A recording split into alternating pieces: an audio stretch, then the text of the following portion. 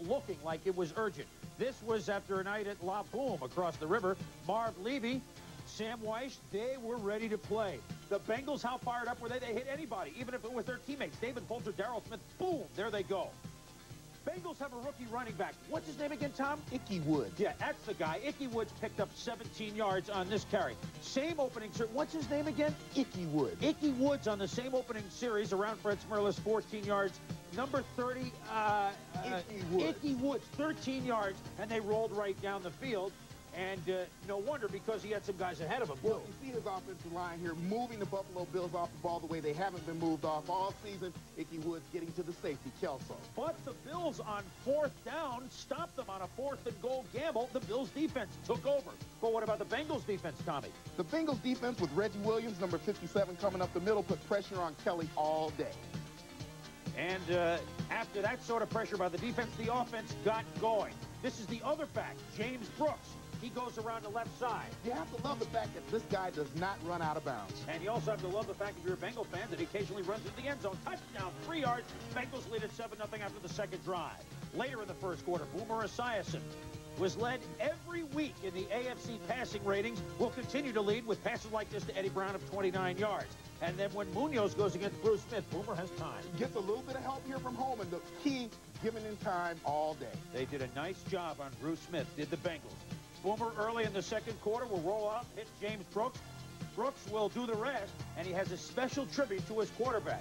Hey, number 7, Boomer, this one's for you. Bengals lead 14-0. Bills then go back to their main man, their rookie back, Thurman Thomas. Stiff arming, 14 yards, 71 tough yards today. He looks healthy again. But it was really Ickey Woods who was the rookie running back in the spotlight today. Here, Ickey with a 1-yard plunge, the 21-7 lead. And, of course, you were with us a couple weeks ago. You know they have the record, the Ickey shake. Bengals lead 21-7 at the half. Marv Levy said, wait a minute, this hasn't been happening to us this year. But it was more early in the second half. Boomer Esiason, this time to Tim McGee, playing on a gimpy ankle, caught a couple of passes, this one for 19 yards. Boomer, a typical day, he should be, in my opinion, AFC MVP, but more on that later. And those passes helped set up Ickey Woods with a touchdown. Ickey had 139 yards on the day, 3 touchdowns, 13 touchdowns in all for the rookie. The rookie record 22 by Sayers, 28-7 Bengals. But were the Bills dead? No, no siree. Kelly to Ronnie Harmon, 9-yard touchdown. Harmon caught 8, 28-14.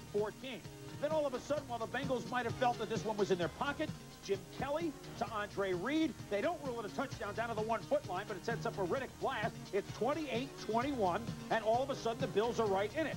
The Bills defense gets the ball back with plenty of time for Kelly, but this was the turnover. Rob Riddick fumbles the football. Lewis Phillips recovers for the Bengals, and then they got another touchdown insurance, and then the Bengals defense stiffened. Jason Buck sacks Kelly. When it was all said and done, the Bengals had rolled up 455 yards against the Buffalo defense and allowed only 270 a game going in, and the Bengals whopped the Bills 35-21. And after the game, Cincinnati coach Sam Weiss, was he all smiles?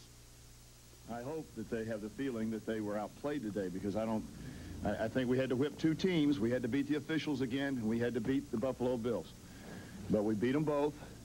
I hope something's done about the former, because it's getting a little scary. You know, you take them all in perspective, whether you win them or lose them. Right now, it's very important that we win the rest of the games to get the home field advantage. Hopefully in the playoffs, we prove that we can beat the best team in the AFC.